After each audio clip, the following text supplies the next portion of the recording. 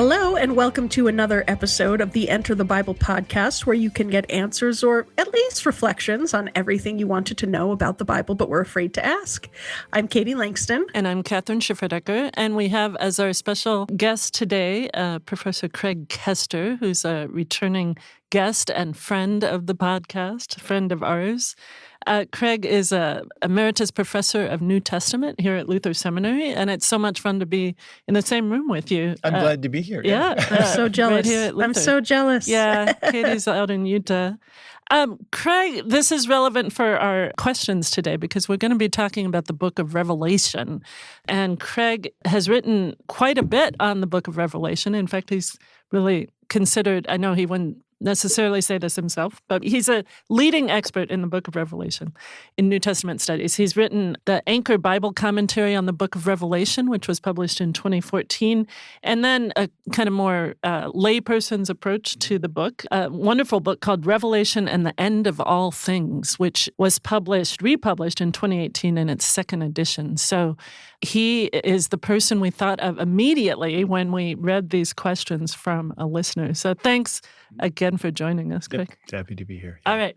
Our questions for today, this is in the form of a lightning round when we have several questions, but they all have to do with the book of Revelation. So, as usual, listeners and viewers, if you have a question about the Bible, please go to enterthebible.org to ask your question, and we try to get to as many of them as we can. So, this is one that I know a lot of listeners will be interested in. So, there are a lot of numbers in the book of Revelation. There are.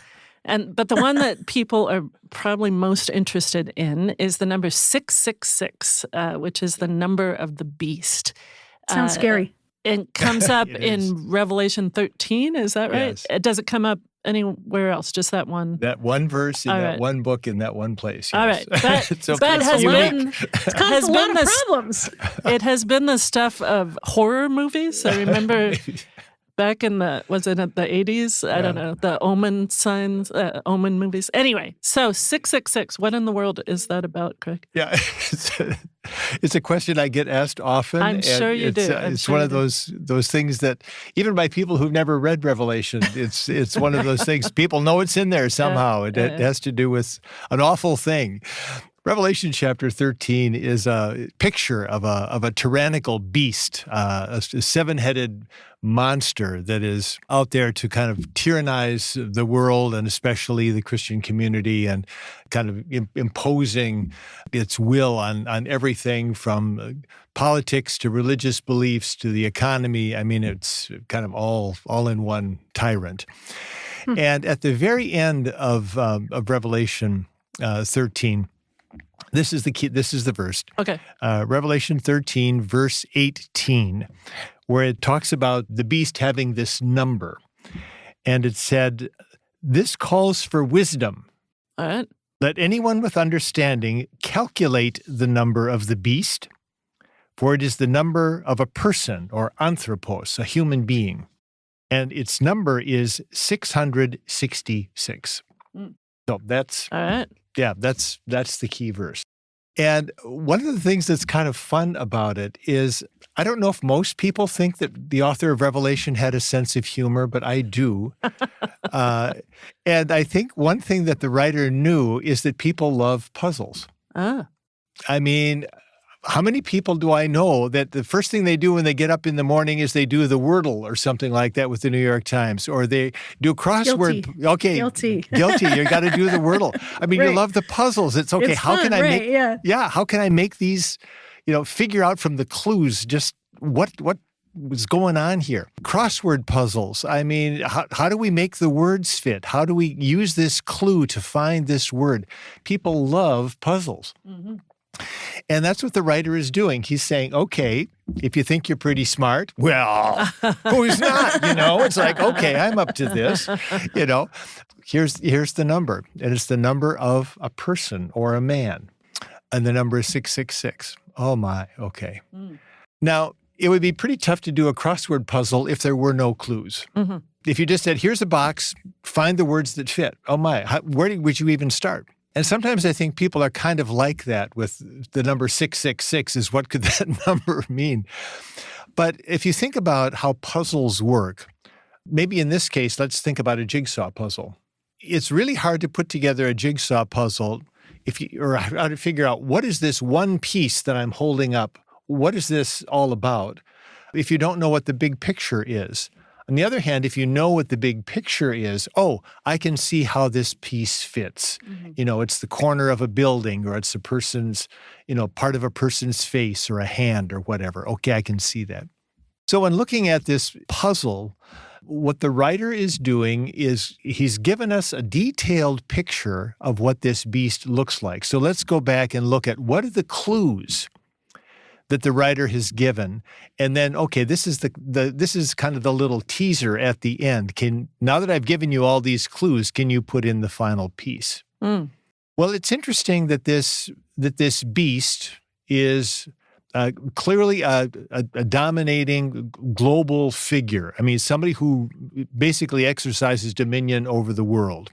It's a beast who speaks blasphemy, a beast who is worshipped by the people of the earth, a beast who slays members of the Christian community, a beast who himself suffered a mortal wound and yet was still alive.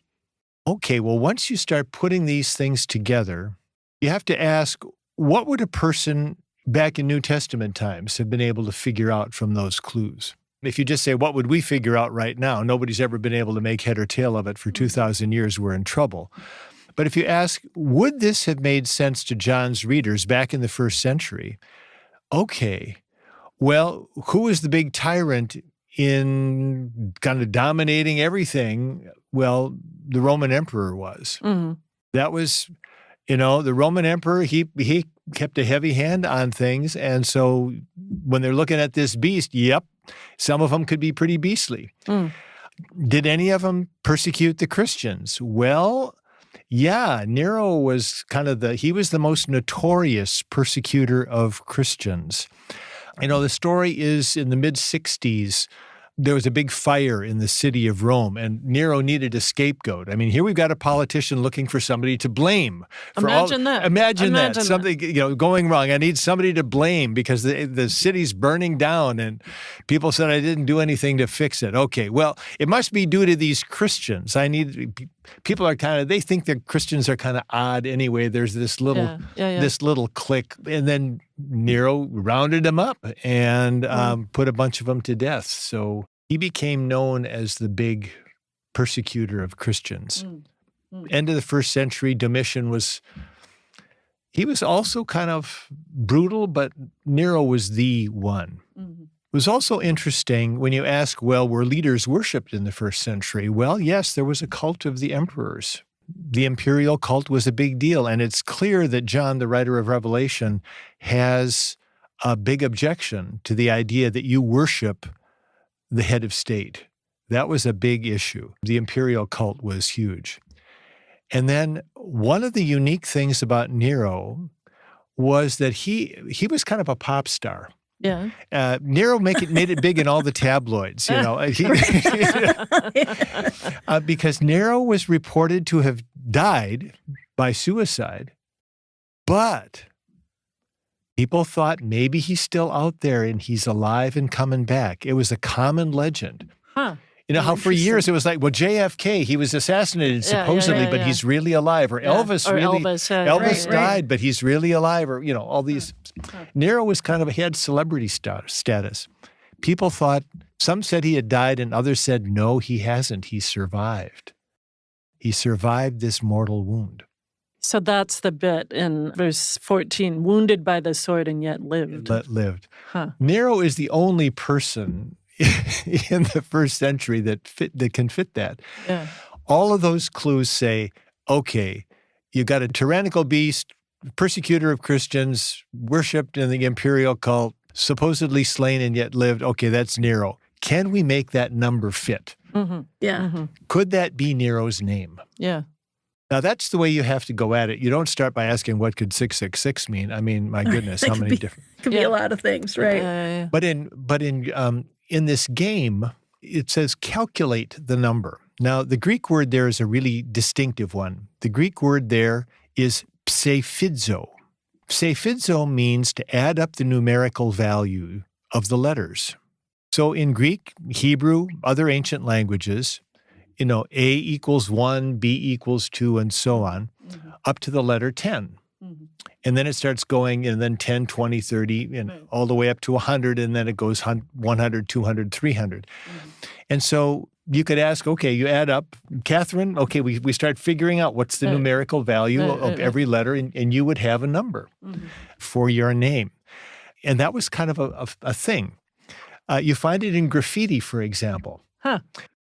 When we normally think of somebody scrawls a heart, with JN plus MF or something, whatever, they use initials. But in ancient Greece, they would use, I love her, whose number is 545. Really? Oh, that's hilarious. You'd find it at Pompeii. You'd find it in places in Asia Minor. Yeah, you find these. Oh, that's funny.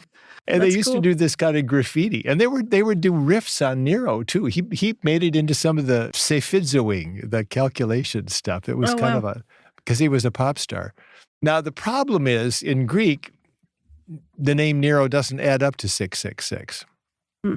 But people say, well, John knew Hebrew. In fact, he refers to things using Hebrew names like Armageddon. He says that's in Hebrew. And the destroying angel, he gives the name in Hebrew and so on.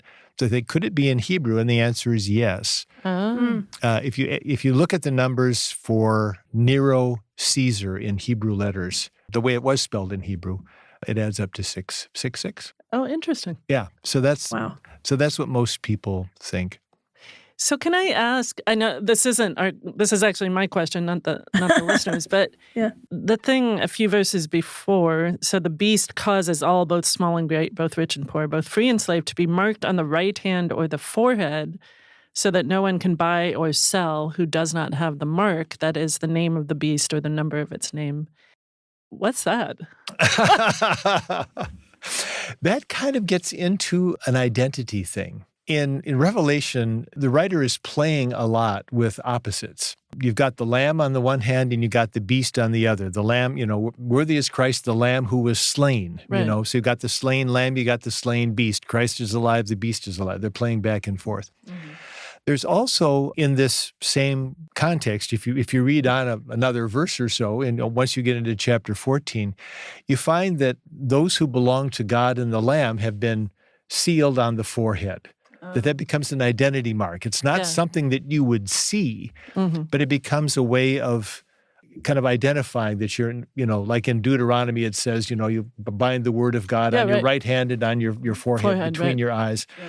And so it's kind of doing a riff on that, that it's, on the one hand, those who belong to God and the Lamb, they have their God and the Lamb essentially as frontlets between their eyes. And then the same with the beast is that it's a sign of belonging. It's a poetic or kind of a metaphor for belonging. I see. So that's what it's describing. And at least, I think most Christian denominations, when you're baptized, you have the sign of the cross marked on your forehead with oil. Yeah. So that kind of fits too. That's really nice. And it's interesting because if you look at the very last verse in chapter 13 talks about the beast's number is 666. Right. Then the very next verse, I looked and there was the Lamb standing on Mount Zion, and with him were 144,000 who had his name and his father's name written on their foreheads. There you go. Yeah. So you've got that juxtaposition. Yeah. I mean, it's also kind of fun. I mean, the beast's number is 666. How many has Jesus got following? 144,000. Right. So you got all of this, these multiples of 12. 2 times 6 equals 12, and 12 times 12 equals 144, and then you get the multiply by 1,000. Yeah, right. The beast, he's got 12 divided by half times 100. Yeah. I mean, there's no comparison, know. Right. Yeah. John is clearly having fun juxtaposing this paltry, beastie number of 666 with 144,000 that Jesus has got in his court. Okay, so I've heard one other explanation. This is very helpful. I've heard one other explanation for 666 as it's not quite perfection, right? Not quite 7. It's 6. It's not 7. Yeah, I've heard that too. It's a fairly common one. And I think, You can get that in Revelation because Revelation does use the number for completeness. It's not that 6 was inherently defective or imperfect or something. Ancient writers could make perfection out of any number. But certainly by comparison, I mean, clearly there is some sense of really falling short. The magnitude of the following of Jesus versus those who belong to the beast. So that the 6 seems to kind of undercut any pretensions the beast might have. This is a perfect segue to the next question, actually, because you brought up the number 7 and the completion or whatever. So we actually have a couple questions about the number 7. I'll do one, and then Catherine will do the other. But this one says, what are the 7 stars in Jesus's right hand in Revelation? And then I would add, is the fact that there are 7 of them kind of symbolic or coincidental or what? Sure. Yeah, the question stems from the very first vision in Revelation. It goes back to Revelation chapter 1. And you do find 7s all over the place. 7 is really a structuring device in the book of Revelation. As it is, obviously, in Genesis and Exactly. Exodus and Leviticus. Exactly. I mean, you find it's a very biblical pattern to have 7 as, kind of encompassing a whole, the 7 days of the week being the most obvious. And so in the beginning of Revelation, when John has this inaugural vision, the very first vision he has is of the risen Christ, or the one like a son of man. We don't have to guess too hard. Right. It's Jesus. Exactly. Right. And the writer says that when he sees this majestic vision of Christ kind of in glory, it says that he's walking among 7 golden lampstands and he holds 7 stars in his right hand. Now, in terms of what does it mean? Well, the writer's saying, I bet you're wondering what those things mean. And so the very last verse of that chapter, the writer says, here, I'll tell you. As for the mystery of the 7 stars that you saw in my right hand and the 7 golden lampstands, the 7 stars are the angels of the 7 churches, and the 7 lampstands are the 7 churches. So the writer is giving an image, using the image of a lampstand, or we would call it a menorah. Yeah. I mean, using the same kind of image. I mean, you see it as a Jewish symbol today. I mean, it goes back to, biblical tradition about the lampstand having kind of a central place in Israel's worship. And Revelation is written to 7 churches in Asia Minor. And each one was represented by a lampstand. It becomes a symbol of the church. And so he's walking among the lampstands. He's walking among the churches. And he's holding these 7 stars in his right hand. And they're the angels of the churches. I mean, there's a sense in which every church has its guardian angel. That there's a heavenly representative of the faith community. It becomes a sort of a vivid depiction of, whatever is in your right hand is something that's being held safe, that you're, and so you get that image of the 7 stars representing these 7 angels who are the kind of the heavenly corollaries to the earthly churches. And Jesus has those in his right hand. So it's a symbol of kind of Jesus' care for the churches, that they belong to him. They're his. It's a relational thing. I like that. I've never thought about a church having an angel, a guardian angel. Yeah. That's lovely. All right, so the related question from our listener is, are the 7 churches who received the letter of Revelation, still in existence today? The simple answer is no. And here's a little bit why. The 7 churches, there's a church, a faith community. They didn't necessarily have their own separate buildings with steeples on them. We're talking about a church as a gathering. And there are these gatherings in 7 churches, Ephesus and Smyrna and Pergamum. Most of these cities no longer exist as cities.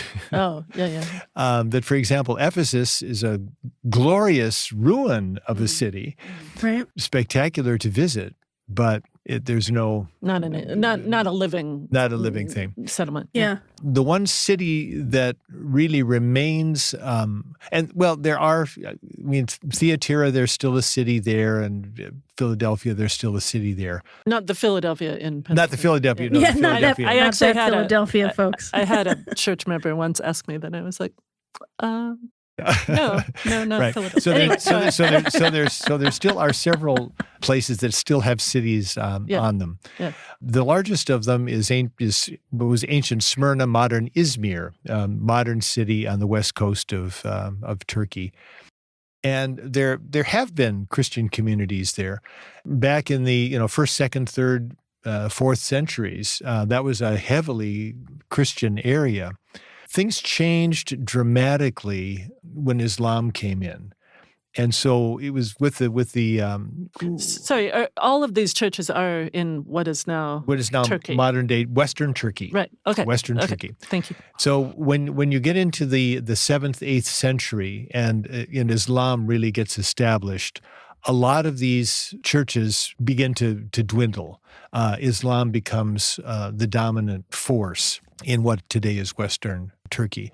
There were still Christian communities there.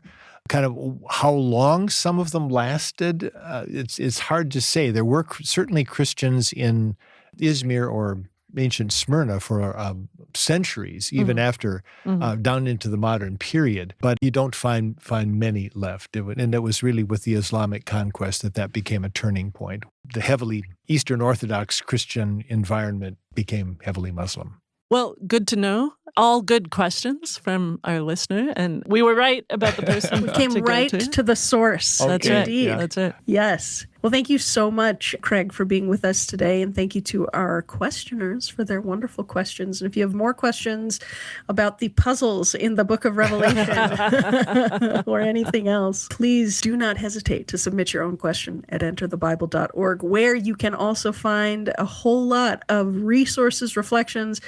Craig's got some great stuff, some great videos on the book of Revelation, answering a lot of common questions like this and providing a lot of theological reflections. It's a very rich book theologically, not just a puzzle to be solved. So we'd invite you to check that out and watch our other videos, courses, commentaries, all that good stuff at enterthebible.org.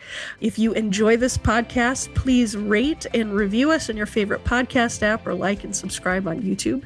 And of course, the very best compliment you can pay us is to share the podcast with a friend. Until next time.